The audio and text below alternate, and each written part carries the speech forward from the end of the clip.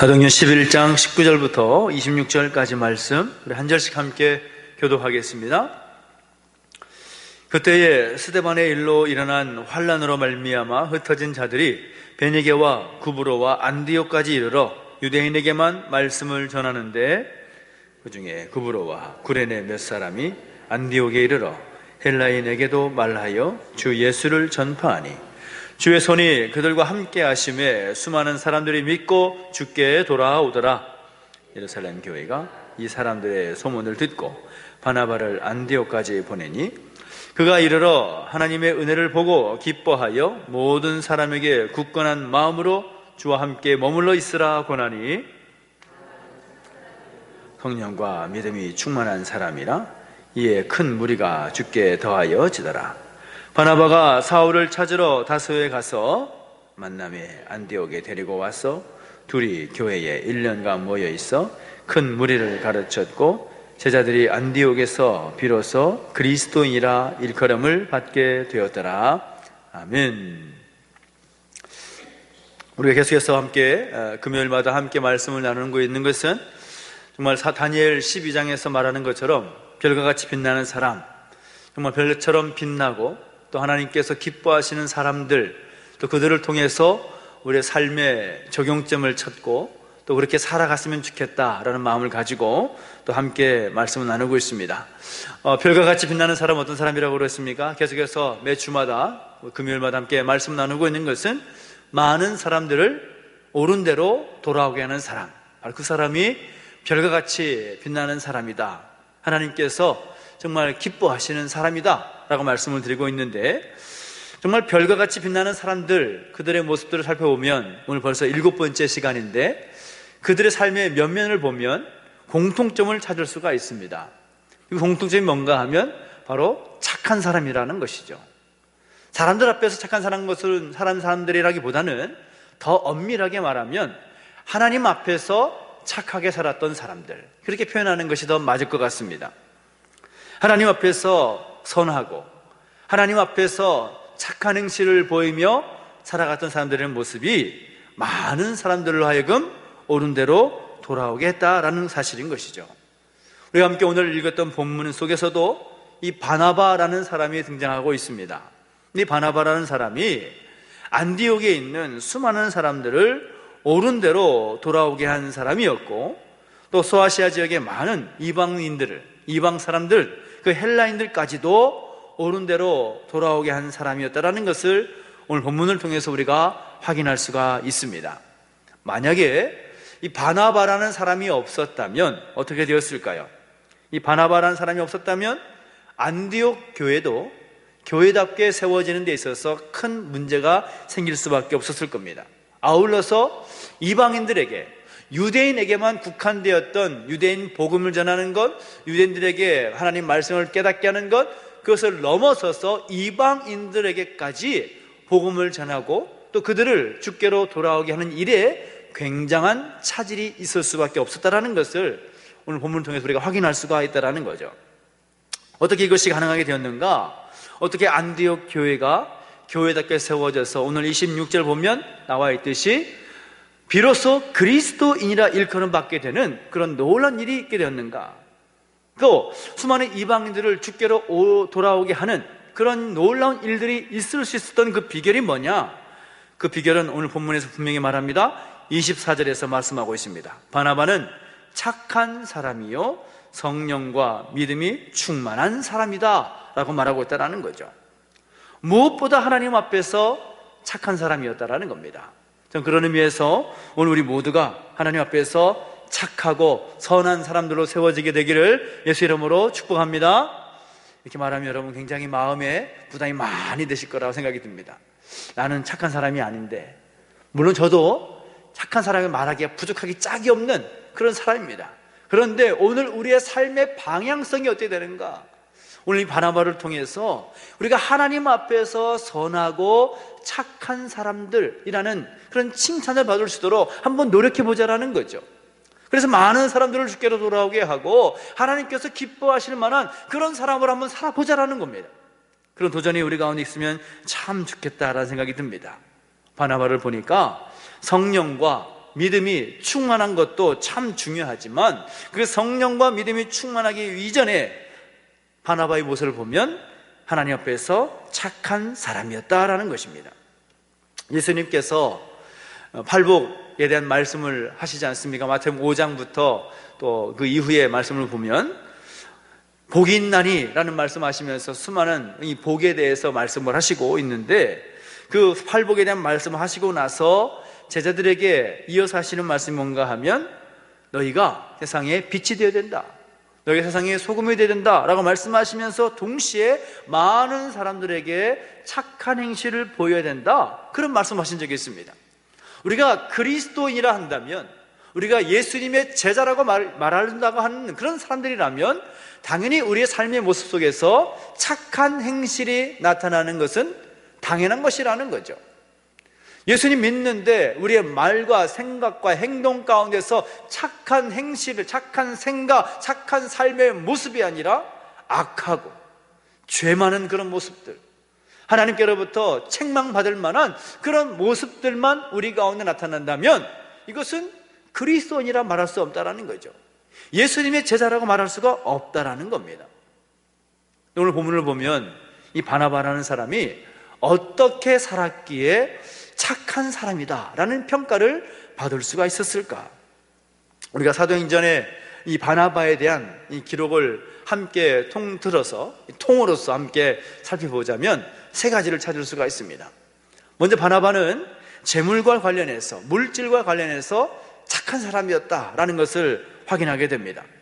오늘 본문의 내용은 아니지만 오늘 본문에 보면 예루살렘 교회가 또 안디옥에 수많은 사람들이, 이방인들까지도 예수님을 믿게 되어서 모이는 그런 소식을 예루살렘 교회가 들었을 때 이 예루살렘 교회에서 그 안디옥에 사람을 보낸 그 사람이 누구인가 하면 바로 바나바라는 사람을 보냈다라는 거죠. 근데 어떻게 예루살렘 교회가 다른 사람 많이 있었음에도 불구하고 예루살렘 초기 교회 가운데 얼마나 많은 일꾼들이 있었겠습니까? 수많은 또 제자들이 있었고 사도들이 있었고 또 기름 부음 받은 7 제자들도 있었지만 그 사람들을 다 내버려 두고 이 바나바라는 사람을 안디옥까지 보내게 되었을까? 이전에 기록을 한번 살펴보면 사도행전 4장을 보면 이 바나바에 대해서 기록하고 있는 본문을 보게 됩니다. 이 바나바가 어떤 사람이었느냐? 자신의 밭을 팔아서 그 값을 가지고 사도들의 발 앞에 두었다라는 겁니다. 이 초기 교회 가운데 두드러진 특징이 무엇이었는가 하면 자기의 것을 자기의 것으로 여기지 않는 그런 모습들이 있었다라는 것을 여러분 알고 계실 줄 믿습니다. 자신의 소유, 자기가 가지고 있는 것, 그것을 이웃을 위해서, 필요한 사람들에게 위해서 그들에게 나누어 주는 것을 거리낌 없이 기쁜 마음으로 나누어 주었던 초기 교회의 모습이었다라는 거죠. 근데 바나바라는 사람도 마찬가지였다는 겁니다. 자신의 밭을 팔아서 사도들의 발 앞에 두었다라는 겁니다. 그래서 사도들이 각 사람의 필요에 따라서 그것을 나누어 주었다라고 성경은 기록하고 있습니다. 바나바라는 사람은 자신의 소유에 대해서 욕심이 없었다라는 거죠. 물질에 대해서 욕심이 없었다라는 겁니다. 믿음 생활하는 분들 가운데 물질에, 재물에 욕심이 많은 사람은 착한 사람이 될 수가 없다라는 것을 우리가 좀 알았으면 좋겠다 생각이 듭니다. 돈에 대한 욕심, 물질에 대한 욕심, 소유에 대한 욕심, 이 마음이 우리 가운데 여전히 자리 잡고 있다면 착한 사람과 거리가 멀 수밖에 없다라는 것. 재물에 대한 욕심을 버릴 때 착한 사람으로 설 수가 있는 것이고 하나님의 은혜와 복을 받게 된다는 겁니다. 물론 재물을 가졌다라는 것이 잘못된 것이 아닙니다. 하나님께서 은혜를 주시고 하나님께서 복을 주시면 그 물질의 복도 받게 되는 거죠. 그러나 중요한 것은 하나님보다 물질을 더 소중히 여기고 하나님의 방향성과 하나님의 가치보다 물질의 가치를 더 소중히 여기게 되면 이 사람은 하나님께서 착하다 여길 수가 없다라는 겁니다. 바나바라는 사람은 자신의 소유가 있었지만 하나님 앞에서 그 소유 역시 하나님께서 주셨음을 알고 그 소유를 팔아서 필요한 사람들에게 나누어주는 일에 기쁨으로 헌신했던 사람이었다. 이 초기 교회는 재정의 사용을 이 사도들이 결정을 하고 또 그 집행을 집사들이 하지 않습니까? 하나님께 바쳐진 것은 거룩한 것이기 때문에 함부로 결정하지 않았다는 것이죠. 지도자들이, 영적인 지도자들이 기도하면서 그 물질이 필요한 곳에 공급하고 나누어지는 일을 했다라는 겁니다. 그런데 이 바나바의 모습은 그 물질을, 재물을, 자신의 소유를 바치면서 자신의 뜻에 따라서 사용하려는 것이 아니라 자신의 소유권, 그리고 그 물질에 대한 사용권까지 다 내려놓았다라는 겁니다. 완전히 내려놓았다라는 거죠. 그 모든 것을 사도들의 발 앞에 두었다. 다시 말하면 사도들의 발 앞에 두었다는 말은 하나님 앞에 온전히 드렸다라는 말인 것입니다. 또 이러한 물질에 관해서 착한 사람이었던 바나바의 모습이 오늘 우리 가운데 있게 되기를 예수 이름으로 축복합니다. 두 번째는 무엇입니까? 바나바는 물질만이 아니라 사람과의 관계에서도 착한 사람이었다라는 것을 확인할 수가 있다는 거죠. 우리가 본문을 읽었지만 25절과 26절 말씀을 보면 이 바나바가 예루살렘 교회의 파송을 받아서 안디옥에 옵니다. 안디옥에서 일정 시간 목회 사역을 감당하다가 이 다소라는 곳에 가서 바울 이전에, 바울의 이름이 바뀌기 전에 이 사울이라는 사람을 데려다가 함께 목회 사역을 동역을 하는 겁니다. 자, 여러분, 지금 현재 시점에서 이 바나바가 다소라는 곳에 가서 사울을 데려올 때 그 시점에 사울의 모습 어떤 모습입니까? 이 사울은 다메섹으로 가던 중에 예수님 만나고 이 장님이 되었다가 이제 막 그 눈에 밝아져서 이제 새롭게 태어난 이 사도 사울의 모습입니다. 아직 온전치 못한, 또 부족함이 있을 수 있는 그런 사울의 모습임에도 불구하고 사울을 데리고 오는 겁니다. 데리고 와서 이 안디옥 교회의 이 목회 사역에 함께 동역을 했다라는 거죠. 왜 데리고 왔을까요? 왜 데리고 왔겠습니까? 저는 그런 이유를 성경은 기록하고 있지는 않지만 생각해 보건대 이런 생각을 하는 거죠. 여러 면에서 보았을 때 사울은 참으로 뛰어난 사람입니다. 이해되시죠? 지적인 모습이라든지 어떤 충성이나 열심의 모습이라든지 그가 하나님을 만나고 예수님을 경험하는 그런 어떤 영적 체험이라든지 그의 출신, 또 로마 시민권, 모든 것을 생각해 볼 때 사울은 참 대단한 어떤 배경이 있었던 사람입니다. 그가 예수님을 인격적으로 만나고 변화되어서 이제 바른 길로 접어들게 되었다면 사울만큼 강력한 복음의 도구가 없다라는 것을 바나바는 알았다라는 거죠. 비록 자신이 예루살렘 교회에 특별한 파송을 받아서 안디옥 교회에 와서 사역을 하고 있지만 지금 안디옥 교회는 유대인만이 아니라 이방인들까지 함께 모여있는 교회 공동체입니다.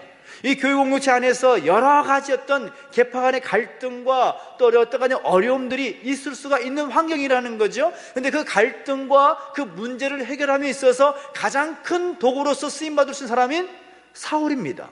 그렇지 않습니까? 사울은 로마 시민권이죠. 그리고 유대인으로서의 최고의 학파 출신의 지력이 있는 그런 사람입니다. 그래서 변화된 사울에 대한 소식을 들었을 때 이 사울이야말로 정말 이 안디옥 교회에 필요한 사람이구나 라는 것을 깨닫게 된 거죠. 그런데 여러분, 이 초기 교회의 사람들이 사울을 좋아했을까요? 싫어했을까요? 아직은 싫어할 수밖에 없습니다. 그가 경험하고 또 그가 살아왔던 삶의 배경들을 보면 아무리 좋아하려고 해도 초기 그리스도인들이 사울을 좋아할 수가 없는 거죠. 그런데 바나바는 그렇게 하지 않았다라는 겁니다. 그에게 허물이 있습니다. 그에게 실수한 과거의 전력이 있습니다. 그런데 그럼에도 불구하고 그에게 있는 장점을 보았다라는 겁니다. 장점을 보았다. 오해와 편견 때문에 다른 사람만 비판을 하고 또 친밀하게 협력할 수 없는 사람, 이 사람들은 하나님 앞에서 착한 사람이 될 수 없다라는 것을 이 바나바를 통해서 확인하게 되는 거죠. 나중에 보니까 사울이 예루살렘 교회의 성도들로부터 어떤 의심과 비판을 받지 않습니까? 그 의심과 비판을 받았을 때에도 그 사울을 변호한 사람이 누구인가 하면 바로 바나바라는 사람이, 이 바나바라는 사람이 사울을 변호까지 합니다. 억울하게 의심받고 또 비판받을 수 있는 그런 상황 가운데 그 사울을 변호까지 하는 바나바의 모습, 정말 참 하나님께서 얼마나 기뻐하셨을까라는 생각을 하게 되는 것이죠. 여러분 기억하십시오.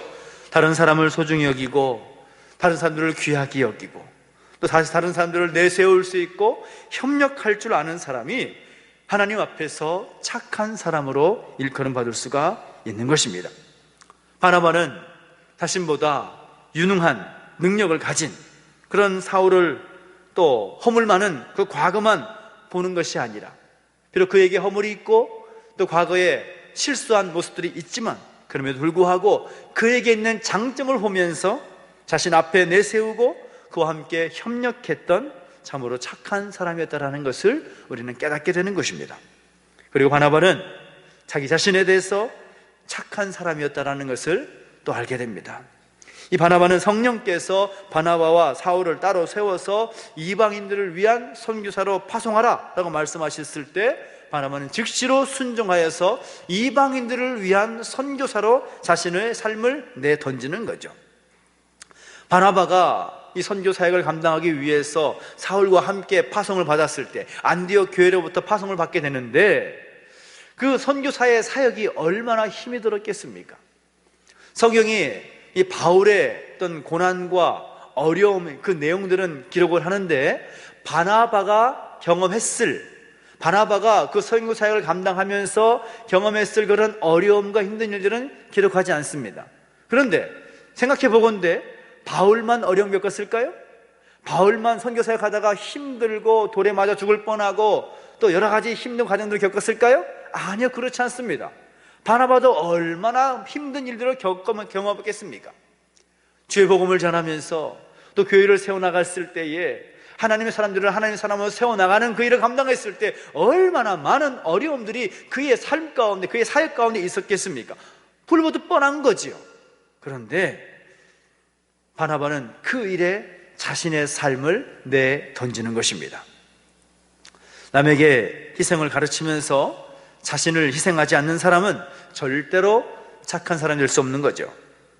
여러분, 오래전에 있었던 일입니다만은 요즘 일본의 관계가 좀 많이 힘들어서 여러 가지 일들이 많이 왔다 가지 하지만 일본 동경의 지하철에서 술에 만취해서 선로에 뛰어든 사람을 구해내고 스스로 목숨을 잃었던 이수연 씨 이야기 아마 여러분 한 번쯤 다 들어보셨을 겁니다. 그분을 가리켜서 일본 사람들이 항상 의로운 사람이고 착한 사람이다 라고 말하고 있는데 자신의 희생, 좀 믿는 그리스도인으로서의 그 희생을 보여준 그를 기념하면서 아직도 그를 기리는 사람들이 있다라는 거죠. 여러분 기억하십시오. 자기 자신에 대한 애착이 강한 사람일수록 착한 사람이 될 수가 없는 겁니다. 자신에 대한 애착을 버리고 자기 몸을 고난과 어려움의 현장에 내어 던진 이 바나바의 모습, 그것이 정말 하나님께서 착하다 여기시는, 선하다 여기시는 그런 삶의 모습이라는 것을 알게 되는 것입니다.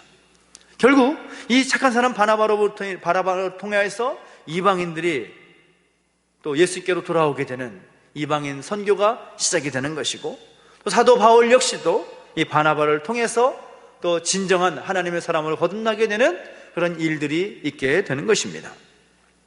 한 가지 더 이야기를 더 드리고 말씀을 맺는다면, 나중에 여러분 잘 아시는 이야기지만 이 바나바와 바울이 서로 다투는 그런 일도 있지 않습니까? 선교하는 일로 인해서 바나바 바울이 아주 심하게 다툰 일이 있었는데, 바나바는 이 마가라 하는 요한을 2차 선교여행 때 데리고 가고자 했고, 바울은 안 된다라고 이렇게 주장하면서 서로 대판 싸웁니다. 그 이유는 이 마가 요한이라는 사람이 1차 선교여행 중에 너무 힘들어서 선교지를 이탈한 거죠. 고향으로 돌아가 버리는 겁니다. 그때 누구의 주장이 옳았는지 분명히 말할 수는 없지만 결과적으로 보면 바울의 의견보다는 바나바의 주장이 더 옳은 것 같다라는 생각을 하게 됩니다. 왜냐하면 사도 바울이 나중에 이런 말을 하는 거죠. 디모데후서 4장 11절 보면 마가를 데리고 오라, 저가 나의 일에 유익하니라, 그렇게 말합니다.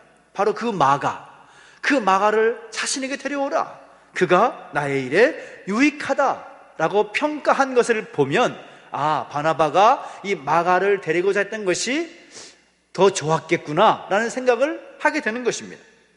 그래서 그 모습 보면, 이 바나바라는 사람의 모습을 보면 시종일관 착하고 또 선했던 모습을 생각할 수가 있는 겁니다. 한번 실수했던 마가를 데리고 구브로에 가서 열심히 복음을 증거하고 그 복음을 증거하면서 이 마가를 유익한 일꾼으로 다시 세웠다라고 볼 수가 있다는 거죠. 바나바는 이 마가까지 옳은 대로 돌아오게 하고 후에는 사도 바울까지 또 옳은 길로 옳은 자리로 돌아오게 한 바로 그런 사람이 바로 바나바였다라는 사실인 거죠. 바나바는 정말로 많은 이방인들까지 옳은 대로 돌아오게 한 별과같이 빛나는 그런 사람이었습니다. 그의 두드러진 특징과 또 비결은 한 가지, 바로 하나님 앞에서 착한 사람이었다라는 거죠. 따라합시다. 하나님 앞에서 착한 사람 되겠습니다. 여러분 주변 사람들에게 착하게 살자고 말만 할 것이 아니라 오늘 내가 하나님 앞에서 착하게 살겠다라는 그 결단이 우리 가운데 있게 되기를 예수 이름으로 축복합니다. 물질에 대해서, 사람들과의 관계 가운데서, 또 자기 자신과 관련해서 하나님 앞에서 선하게 살았던 바나바의 모습, 그것이 오늘 우리 가운데 세워지기를 소망합니다. 하나님께서 지금 우리 가운데, 이 시대 가운데 찾으시는 사람은 유능한 사람이 아니라, 지식이 많은 사람이 아니라 바로 하나님 앞에서 착한 사람입니다. 저는 우리 교회 공동체 가운데서 오늘 우리 모두를 비롯해서 하나님 앞에서 선하고 착한 사람이 많이 세워지는 그런 교회가 되고 또 우리의 모습이 되기를 예수 이름으로 축복합니다. 기도하겠습니다. 우리 항상 기도하실 때 함께 결단하면서 함께 기도했으면 좋겠습니다. 특별히 우리 자신을 돌아보면서 함께 기도할 때 여전히 우리의 모습 속에서 물질에 대한 욕심 너무나 많음을 부인할 수 없습니다. 아직도 하나님을 믿는다 하면서도 하나님께서 나에게 허락하신 그 모든 것들이 하나님께 주신 것임을 고백하면서도 하나님보다 물질에 더 귀한 가치관을 여기며 거기에 중심을 두고 살아가는 우리의 연약한 모습을 솔직하게 고백하면서 기도했으면 좋겠습니다. 하나님, 여전히 우리에게 물질에 대한 욕심이 많습니다. 하나님을 바라봐야 될 때에 물질을 바라봅니다. 하나님을 의지해야 될 때에 물질을 의지하며 살아가는 우리의 모습을 용서해 주십시오. 사람들과의 관계를 보면서도 그 관계 가운데서도 여전히 내 생각, 내 마음, 내 기준이 우선이었습니다. 하나님 다른 사람들을 앞세우고 협력하고 동역하기보다도 내가 드러나길 원했고, 내가 더 먼저길 원했고, 내가 더 먼저 인정받길 원했던 우리의 어떤 연약한 모습 용서하여 주십시오. 하나님 아버지, 여전히 자기 기준에, 자기 중심의 기준, 자기 중심의 그 생각들, 여전히 우리의 모든 판단과 삶의 방향에 있어서 그것이 우선이었음을 고백할 수밖에 없습니다. 하나님 용서해 주십시오. 하나님 아버지, 우리를 불쌍히 여겨 주십시오. 결단하면서 우리의 연약한 모습을 저 앞에 내려놓고 함께 회개하며 함께 기도하기를 원합니다. 함께 기도하겠습니다. 하나님 아버지,